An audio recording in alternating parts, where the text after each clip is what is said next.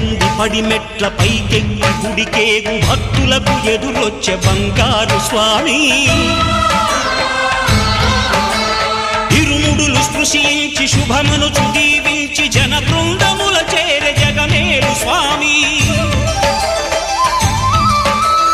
తన భక్తులొనరిల్చు తప్పులకు తడబడి ఒక పక్క ఒరిగెన ఓంకారమూర్తి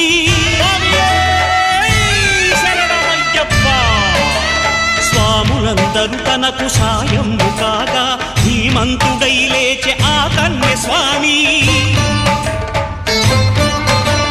పట్టబంధము వీడి భక్తతతికై